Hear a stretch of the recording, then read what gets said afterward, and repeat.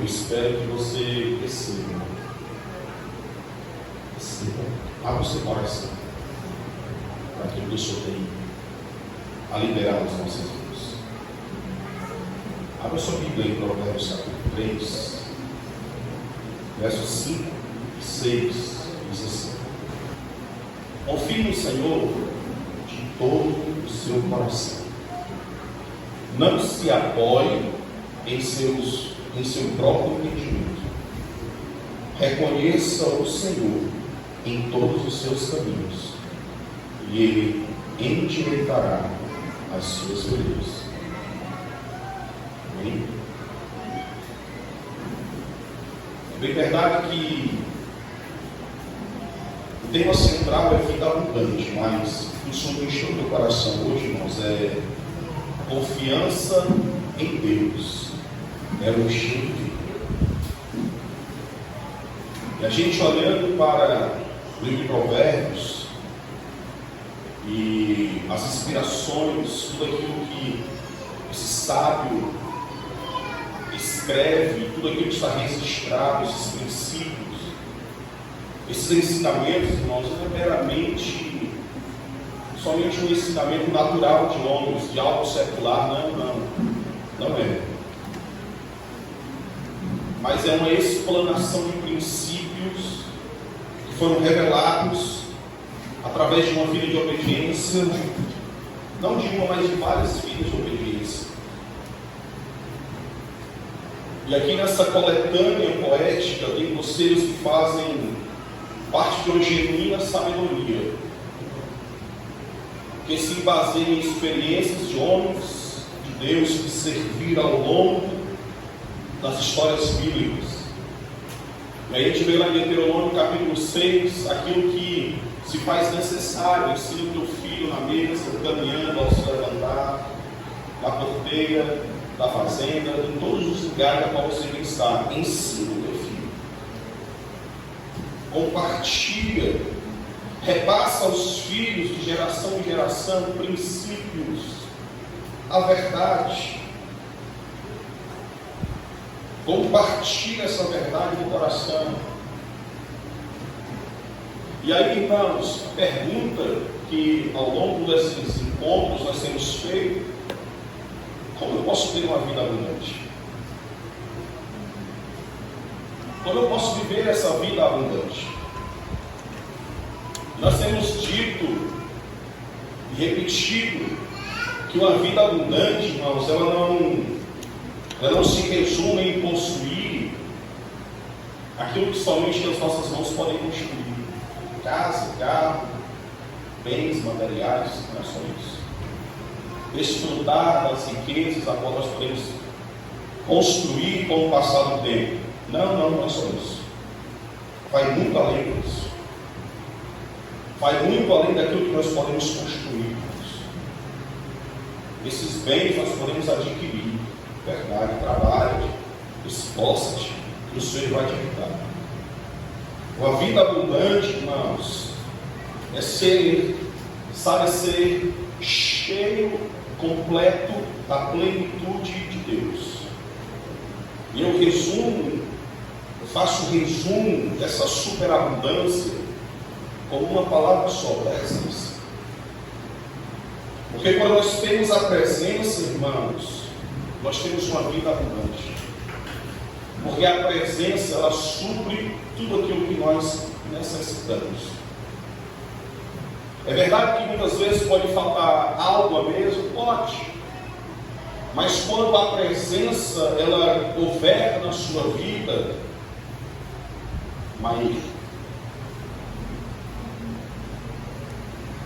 você está feliz em todos os momentos. Há um contentamento na sua vida.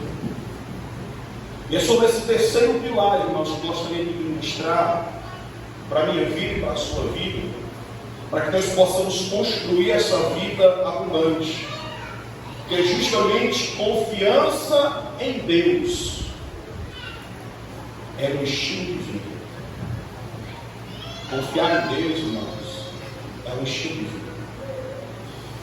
E falar de confiança, meus amados irmãos, certa forma, é desafiador. É desafiador. Porque olhando para a sociedade a qual nos encontramos hoje, para o reflexo que ela representa e apresenta, surge uma seguinte pergunta ao coração: em quem devemos nos inspirar? Em quem devemos colocar os nossos olhos para confiar nos dias atuais? Visto que a sociedade, de certa forma, está vivendo uma crise moral, ética, de caráter, de integridade, tem faltado muito isso. Falta homens e mulheres que possam transpirar verdade, confiança, caráter, integridade. Mas eu creio que esses homens e essas mulheres são sentados aqui hoje, amém? Amém, amém, irmãos? Amém. Hernandes Dias Lopes, ele diz que a crise da desconfiança, irmãos, está em todas as instituições, seja governamentais e instituições religiosas. Muitos homens descumprem as palavras que lideram. Muitos homens não têm cumprido aquilo que declara e têm caído em descrédito em meio à sociedade e em meio às instituições. Precisa-se urgentemente de uma reforma no caráter e na integridade de muitas pessoas, irmãos. De muitas pessoas. Mas a pergunta é: para onde nós devemos olhar em tempo de crise? Nós devemos olhar, irmãos, para o Senhor, porque Ele é o nosso porto seguro em todos os momentos. E nele, eu e vocês, nós podemos confiar. E confiar no Senhor, irmãos, é um estilo. Você não pode confiar em Deus só enquanto tudo vai bem. Enquanto tudo está bem, é maravilhoso. O bolso está recheado, a saúde está perfeita, as contas estão em dia, o coração está apaixonado, até os olhos brilham.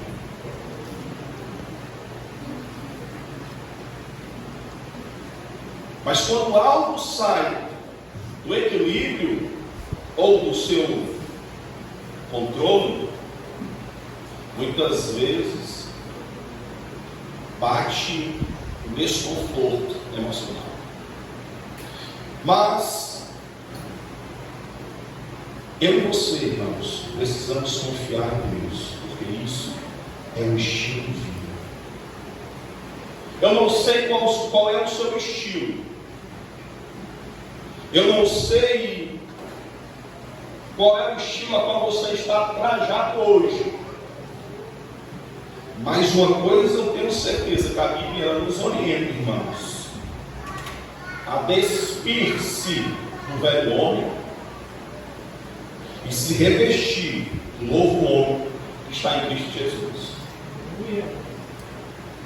Então, se você quer ter um estilo de vida diferente, é noite de se despir. É noite de se revestir de uma confiança em Deus, para que você possa ter um novo estilo, para que você possa caminhar totalmente diferente nessa geração. Amém, irmãos? Amém. Então é com base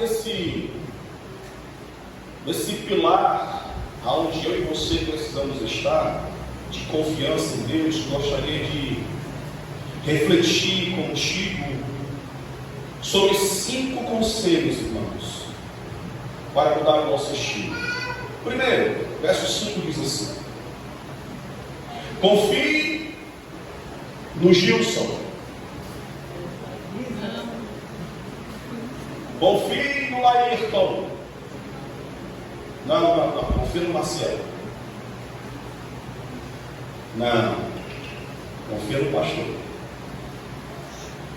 Primeiro conselho, irmãos: confia no Senhor. O primeiro conselho para a minha reflexão, para a sua reflexão, é que a nossa confiança, ela deve estar firmada no Senhor. A minha confiança e a sua confiança, ela tem que estar firmada no Senhor. Essa tem que ser a primeira certeza que eu e você temos que ter. Você precisa tirar o olhar do homem, porque o homem é falho. Eu vou falhar com você. Eu vou lhe decepcionar. Porque se eu não falhar contigo, se eu não me decepcionar, eu não sou homem. Eu não sou ser humano. Então tira o olhar do homem. Todos nós podemos errar, todos nós podemos falhar. Pastores, diáconos, líderes, presbíteros, obreiros, todos esses irmãos estão sujeitos ao erro e à falha. Então foca o teu olhar no Senhor, porque Ele é a luz e nele não há trevas. Ele é a verdade e nele não há mentira. Ele é fiel. Ele é fiel. Nele há santidade e não há pecado. É por isso que o meu olhar e o seu olhar precisa estar focado no Senhor. Porque somente nele nós podemos confiar. Somente no Senhor nós podemos ancorar a nossa esperança, irmãos. Somente no Senhor nós podemos depositar as nossas expectativas de dias melhores. É nele. Porque o homem, ele faz planos, projetos, mas a última palavra é do Senhor. Então a palavra confia, queridos, no hebraico, nos traz o entendimento de estar seguro, tornar-se seguro, sentir-se seguro, estar despreocupado. Eu acredito, irmãos, que quando o Senhor ele chama Abraão a sair da sua terra e da sua parentela, e ele se direcionar a uma terra a qual o Senhor ele mostrar, ele teria que sair da sua zona de conforto. Isso é uma atitude de fé. Então ele se sentiu seguro para viver o chamado. Por quê? Porque ele confiou na palavra do Senhor. Então quando eu e você nos movimentamos pela palavra do Senhor, é eu confiar, é eu estar despreocupado com o dia de amanhã, é ter a certeza, a convicção de que tudo aquilo que eu necessito, de tudo aquilo que eu preciso, Ele vai prover. Então confia, descansa, espera, confia no Senhor. Sabe por quê, irmãos? Porque quando eu e você nós confiamos, por mais que nós possamos passar por privações, por mais que nós possamos passar por dificuldades, quem escuta a voz profética viverá dias de abundância. Quando Elias ele se apresenta diante de Acabe, ele diz que não vai chover se não for segundo a palavra dele. E aí o Senhor o direciona ao Querite. E lá ele se alimenta da provisão, da providência, da abundância do céu, daquilo que o Senhor pode prover. Então confia no Senhor. Porque quando eu e você estamos vivendo a dependência, irmãos, quando eu e você estamos confiando no Senhor, a nossa fé não se limita somente que os nossos olhos podem nos apresentar.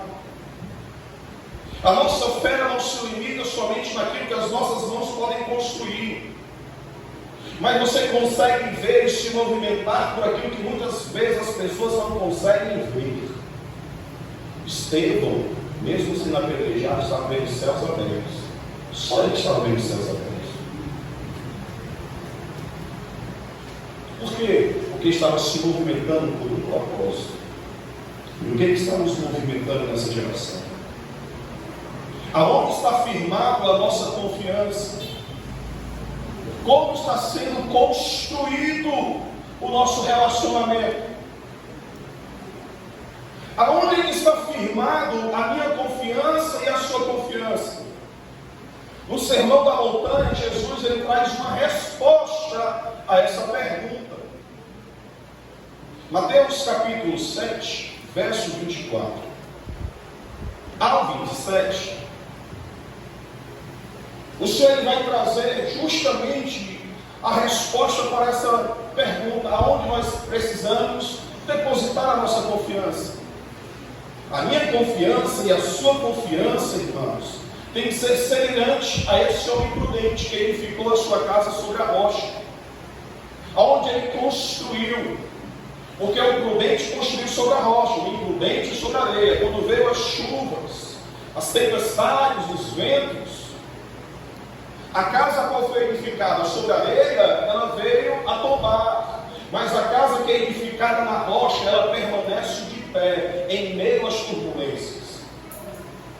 Ela permanece firme.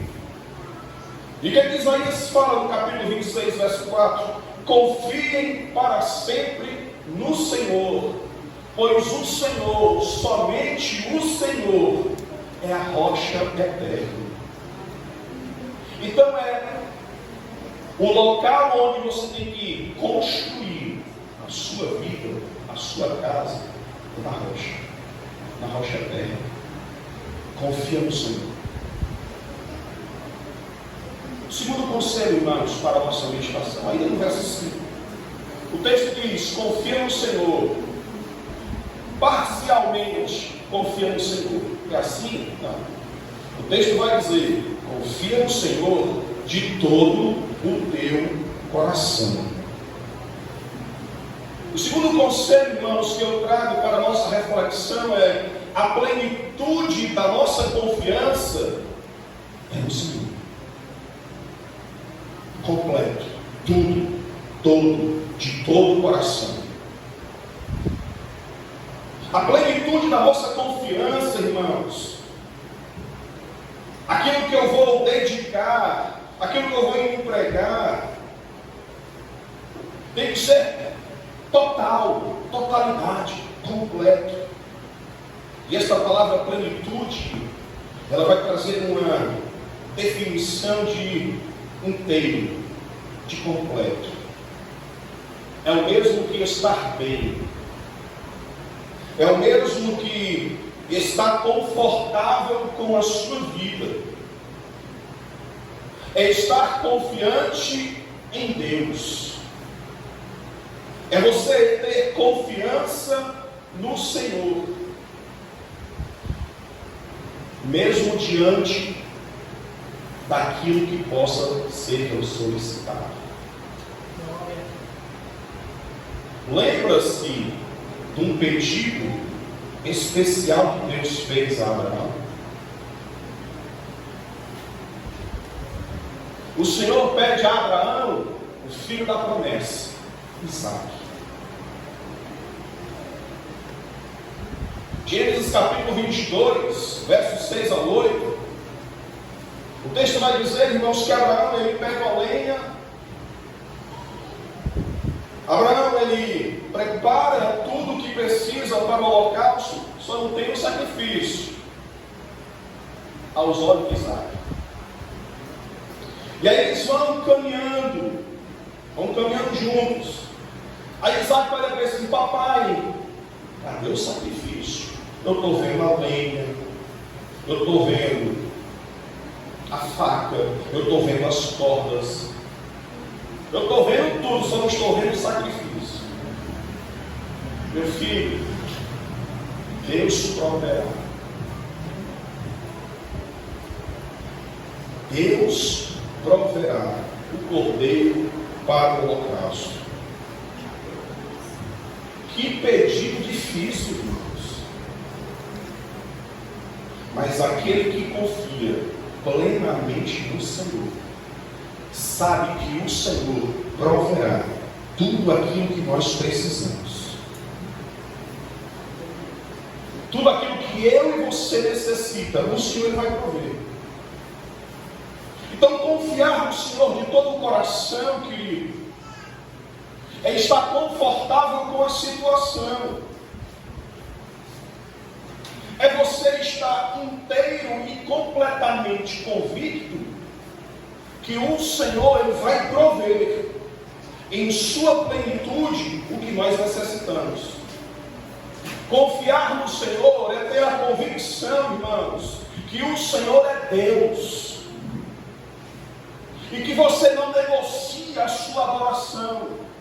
Que você não negocia a sua devoção. Mesmo diante de um cenário que possa implicar a sua vida. Mesmo diante de um cenário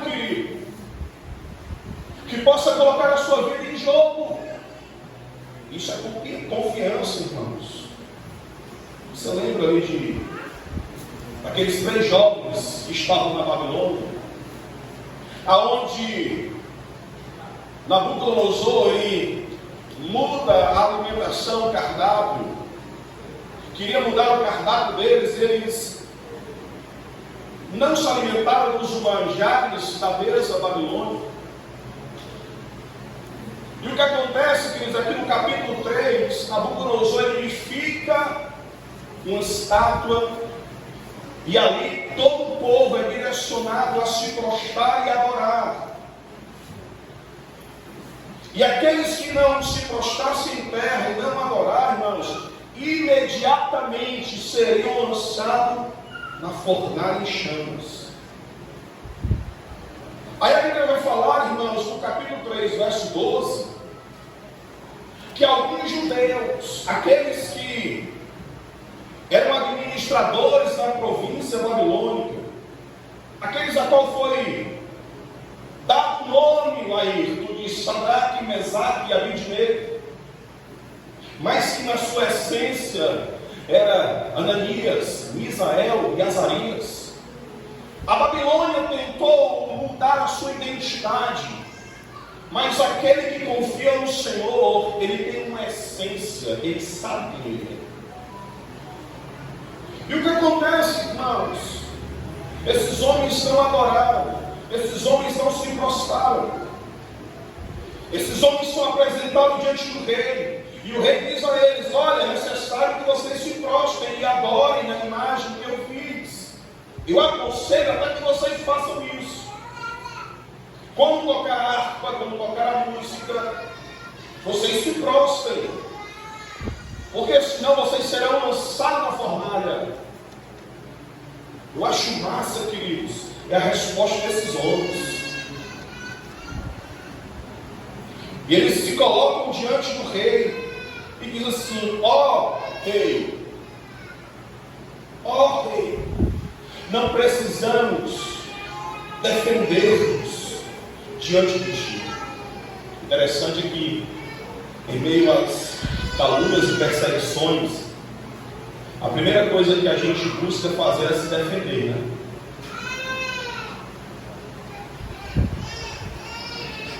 É ou não é? Mas o que acontece? Esses homens que confiam no Senhor, eles dizem assim: olha, não precisamos nos defender diante de ti.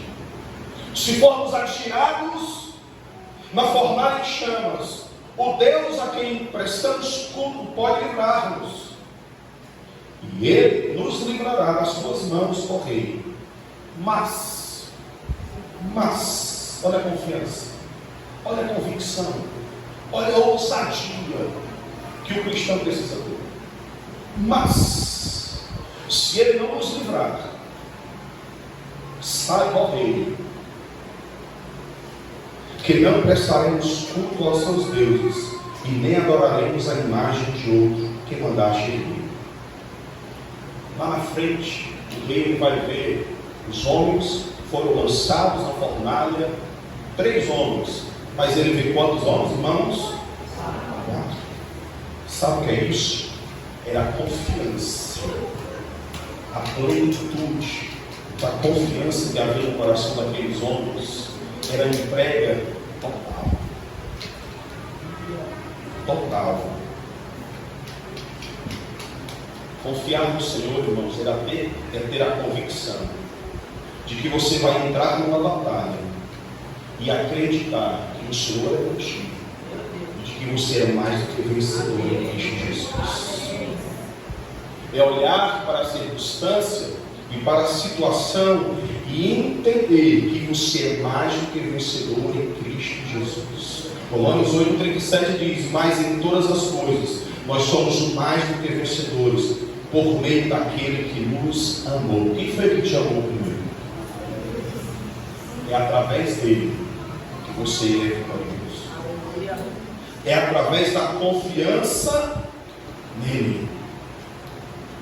Esse é o conselho, irmãos, para a nossa reflexão. Ainda no verso 5. Confia no Senhor de todo o teu coração. Em algumas versões vai dizer: não te estribes no teu próprio entendimento.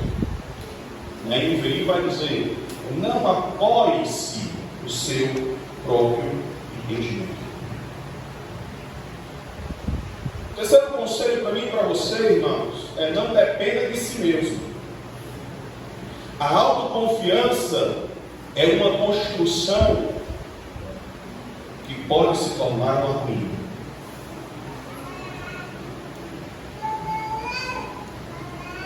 Amém, irmãos? Não dependa de si mesmo. A autoconfiança é uma construção que pode se tornar ruínas. Por que eu falo isso? A autoconfiança, irmãos, a sua definição é confiar em si mesmo. E o texto vai dizendo: não apoie-se no seu próprio entendimento. Não apoie-se nas suas próprias habilidades. É bem verdade que eu posso treinar, me esforçar e ser um jogador de futebol melhor do que o Giovanni. Está ali. Está ali. Posso ou não posso? Sim, estou feliz, é bom. Posso não. Eu posso me esforçar e estudar e resolver grandes exercícios de matemática, de física. Posso, é uma habilidade matemática. Eu posso fazer um curso de eletrônica e desmontar essa mesa e remontar todinho. É uma habilidade natural, é um conhecimento natural para mim. Mas em relação às coisas espirituais, irmãos, eu preciso confiar no Senhor. Nas coisas impossíveis, eu preciso confiar no Senhor. Eu não posso caminhar independente de Deus e querer apoiar no meu próprio entendimento, confiar em mim mesmo. Ou seja, apoiar somente na minha confiança, nas minhas habilidades naturais, ao invés de confiar no Senhor. Quando você olha para a história de Josué, o discípulo, o homem que foi levantado para ser o sucessor de Moisés, você vai ver que em muitos casos, em muitas guerras, em muitas conquistas, o Senhor sempre direcionou a Josué. Josué capítulo 6, você vai ver que o Senhor ele fala com Josué da estratégia de conquista, traz direção. Mas quando você chega no capítulo 9, do verso 1 ao verso 13, você vai ver que um povo, os Gibeonitas, irmãos, eles enganam o povo de Israel, eles enganam Josué. Eles se vestem de roupas velhas, sandálias velhas, pegam um pão envelhecido e vão se encontrar com Josué. E ali eles buscam fazer uma aliança, por quê? Porque eles sabem de todos os feitos lembre-se de todas as conquistas que o povo de Israel conquistou em nome do Senhor dos Exércitos. E o que acontece, irmãos? No verso 14 e no verso 15. Esses homens, esse povo, eles se aproximam e os israelitas examinaram as provisões deles. Mas o texto é bem claro: não consultaram ao Senhor. Não consultaram ao Senhor. E aí Josué fez um acordo, Josué fez uma aliança de paz com eles, garantindo poupar-lhes a vida, e os líderes da comunidade ratificaram com juramento. Foi firmada ali uma aliança, irmãos. Foi firmado ali um concerto. E nessa noite eu quero te advertir, te exortar. Cuidado com as alianças que você constrói. Porque tem pessoas que muitas vezes, irmãos, não sabem honrar a aliança. E olha só, querido, foi o que o Senhor ministrou no meu coração: alianças geradas em desonra proporciona desonra por aqueles que não sabem honrar as suas promessas. Alianças, irmãos, geradas em desonra. Josué não honrou ao Senhor, ele não buscou o Senhor como era de costume fazer. E aí, pelo fato de não honrar aquela aliança, proporcionou desonra por aqueles que também não saberiam honrar, aqueles que vinham após ele.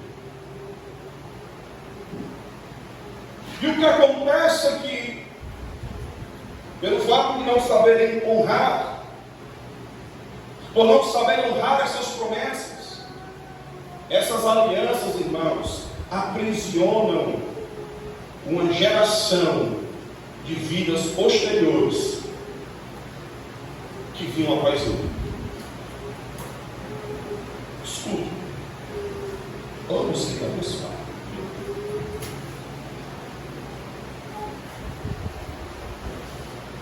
2 Samuel capítulo 21, verso 1 e verso 2, o texto vai dizer que durante o reinado de Davi houve uma fome na terra. Por que houve uma fome na terra que durou 3 anos? Davi ele foi consultar ao Senhor, e o Senhor disse: a fome veio por causa de Saul e a sua família sanguinária, por terem matado os gibeonitas. Quando alianças são feitas debaixo de desonra, pessoas não honram e não cumprem princípios e promessas. A consequência é gerar prisões e escassez. Vidas são perdidas por conta da desonra. Aleluia, irmãos. Eu vi uma frase. Essa frase ela não é minha. Eu achei interessante. A frase diz assim, confiança em Deus é ir adiante. Antes, sem se apoiar no que se vê, até ver o que se deve esperar. Vou falar de novo. Eu e você devemos confiar no Senhor em todas as decisões. Em todas. Confiança em Deus é ir adiante sem apoiar-se no que se vê, até que dele ver o que se espera. Isso é fé. Sabe o que eu me lembro, irmãos? Novamente de Elias. Meu Deus. Quem vive no ambiente profético já enxergou o cumprimento da promessa, porque esse movimento por uma palavra. E esse homem, Elias, no capítulo 18, primeira vez, o Senhor chama ele a uma palavra: apresente a Acabe, porque eu vou mandar chuva. No verso 41, ele diz a Acabe: ó, vai comer, vai beber, porque eu escuto o som, o barulho de uma grande chuva. E aí no verso de número 45, começa a chover. Chuva. Sabe o que é isso, irmãos? É contemplar o cumprimento da promessa antes mesmo que ela venha. Isso é fé. Eu e você, irmãos, nós precisamos depender de Deus. Confiar no Senhor de todo o nosso coração. Não apoie-se no seu entendimento, na sua compreensão, nas suas habilidades. Dependa dele. Permaneça no ambiente da oração, da adoração, até que a promessa se cumpra. Vai gerar uma oração. Elias, ele se prostrou diante do Senhor, e o texto vai dizer que ele estava com a sua cabeça entre os seus joelhos. Ele estava gerando o cumprimento da promessa. Mas a questão é que muitas vezes nós queremos nos movimentar pelo conhecimento que nós temos. Queremos resolver todas as coisas das nossas vidas com a força do nosso braço, com a nossa experiência, com a nossa vida. E tem coisas, irmãos, que você vai conseguir desmontar e remontar. Vai ter coisas que você vai conseguir solucionar com a capacidade e sabedoria que o Senhor te deu. Mas vai ter coisas que eu e você precisamos depender exclusivamente dele. Exclusivamente.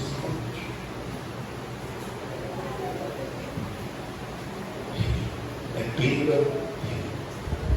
Quarto conselho, irmãos, para termos uma vida que confia plenamente em Deus. O verso 6 diz assim: reconhece-o em todos os teus caminhos. Reconhece-o em todos os teus caminhos. Quarto conselho que eu trago nesta noite: reconheça. Reconheça. A dependência ao Senhor deve ser em todas as áreas das nossas vidas. A dependência, irmãos, nos torna, a confiança nos torna dependentes da sua presença. E quando eu e você confiamos com todo o nosso coração, eu e você vamos ser dependentes da presença.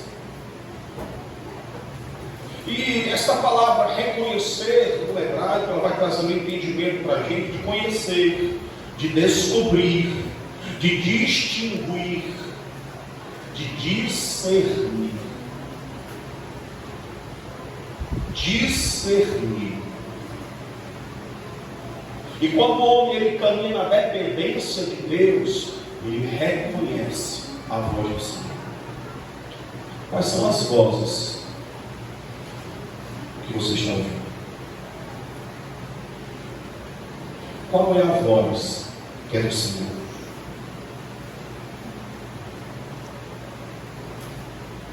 E quando ele ouve a voz de Deus e quando ele reconhece, irmãos, ele vive um propósito. Eu e você, nós precisamos ter o discernimento da voz de Deus e da direção de Deus.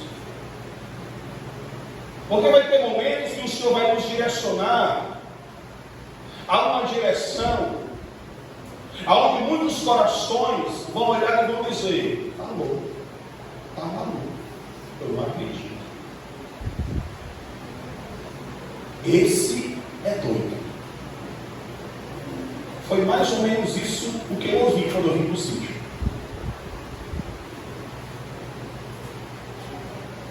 Tu vai abrir mão da tua profissão. Tu vai abrir mão dos teus sonhos, dos teus projetos. Tu vai abrir mão de tudo aquilo que tu construiu, dos teus objetivos. Quando você ouve a voz de Deus, você tem convicção, você entende, porque você consegue discernir a voz de Deus, a voz do mundo. A Bíblia diz, irmãos, lá em Atos capítulo 21, verso 10 ao verso 14, depois de passarem vários dias, o apóstolo Paulo, ele desceu para a Judéia, e ali havia um profeta chamado Ágabo. Vindo ao nosso encontro, ele tomou o cinto de Paulo e, amarrado as suas próprias mãos e pés, ele disse: assim diz o Espírito Santo, desta maneira os judeus amarrarão todo este cinto em Jerusalém e o entregarão aos gentios. Quando ouvimos isto, nós e o povo ali rogamos a Paulo que não subisse para Jerusalém. Então Paulo respondeu: por que vocês estão chorando? Estão partindo do meu coração. Sabe o que é isso, irmãos? Quando você confia em Deus, você ouve a voz do Senhor, o Senhor ele já te revela tudo aquilo que você vai vivenciar, vai passar. O mesmo apóstolo Paulo, no capítulo 22, o homem que estava compelido pelo Espírito, ele vai a Jerusalém, direcionado pelo Espírito, sem saber de muitas coisas que poderiam lhe acontecer, senão em que em todas as cidades o Espírito Santo avisava que prisões e sofrimentos o esperavam. Havia tudo isso à espera dele, todavia ele não se importava, ele não considerava a sua vida de valor algum para ele mesmo, mas ele tinha somente, que terminar a corrida e completar o ministério que o Senhor Jesus o tinha confiado. Sabe o que é isso, querido? Confiança. Sabe o que é isso? Dependência. Eu e você precisamos confiar e depender do Senhor. E quando nós não ouvimos a voz de Deus, quando nós não confiamos, quando nós não dependemos exclusivamente dEle, quando nós não temos a direção, ou melhor,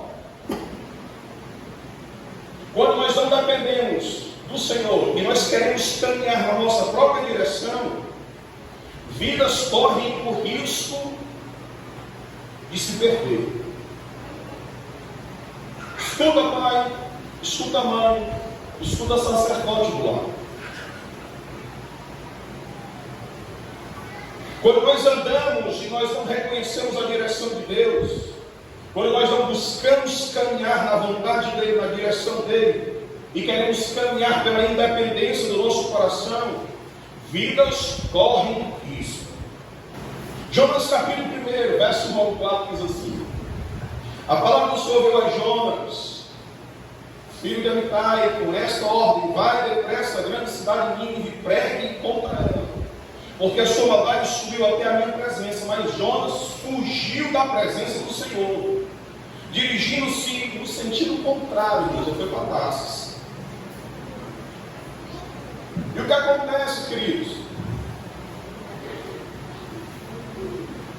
Ele desceu àquela cidade onde encontrou o navio que se destinava àquele porto. Depois de pagar a passagem, embarcou para Tarsis para fugir do Senhor. E o Senhor, porém, fez soprar um forte vento sobre o mar, e caiu uma tempestade tão violenta que o barco ameaçava arrebentar-se. Sabe o que é isso, irmãos?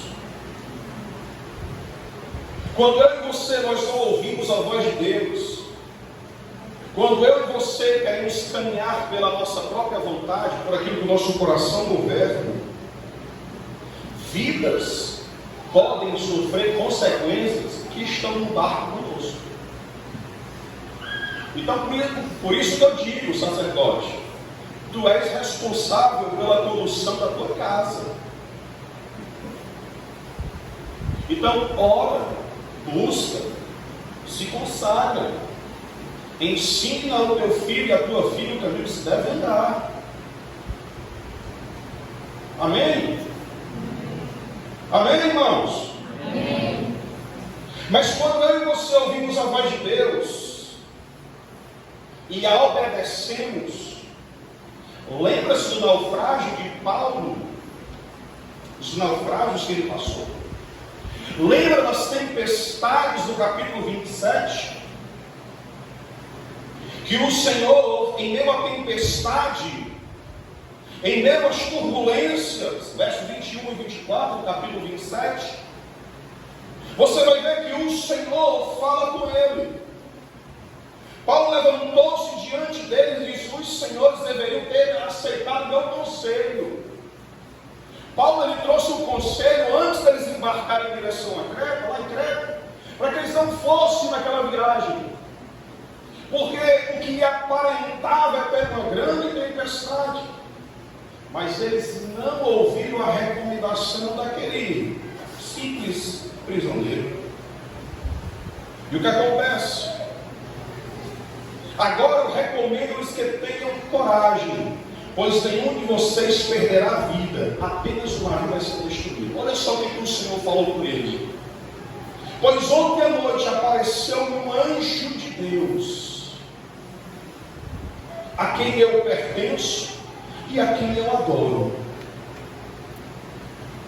Olha só, queridos, o que esse homem recebe. Paulo, não tenha medo. Nenhuma alma, nenhuma vida vai se perder, somente o barco.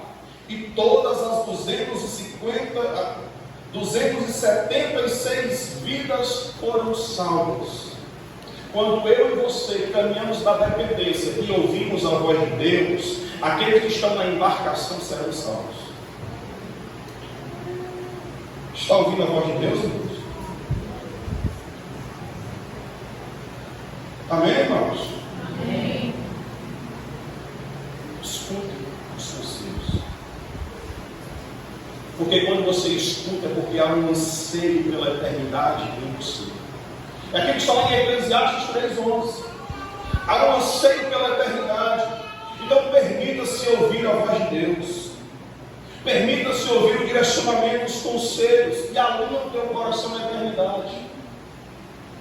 Alinha a tua vida ao cumprimento do propósito. Alinha o teu caminhar, querido. Alinha a tua vida profissional. Alinha a tua vida emocional. Tanto o seu profissional como o seu emocional, como a sua vida conjugal, familiar, precisam estar alinhadas. Até a sua vida ministerial precisa estar alinhado, para que você possa ouvir a voz de Deus e caminhar com um propósito. Alinha o teu altar, porque antes da abundância de chuva é preciso ter conserto. Tem pessoas que querem desfrutar da abundância do céu, mas não querem consertar a vida, não querem mudar. E aí Neemias fala, lá em 1 Reis capítulo 18, verso 30: aproximem-se de mim, venham. E o povo se aproximou, e Elias reparou o altar, o fogo veio. Depois veio o cumprimento da promessa, chuva. Quer viver o cumprimento da promessa, querido? Busca conselho. Alinha o altar. Conserta a tua vida. Conserta a tua casa. Conserta a tua família. Conserta o teu emocional. Não queira caminhar por uma via, por uma estrada, com um emocional totalmente desequilibrado. Não queira desfrutar do fogo do céu se o teu relacionamento conjugal não está alinhado. Não queira desfrutar do fogo do céu se o teu contexto profissional está totalmente desalinhado. Quer desfrutar do fogo, da presença? Conserve o teu altar.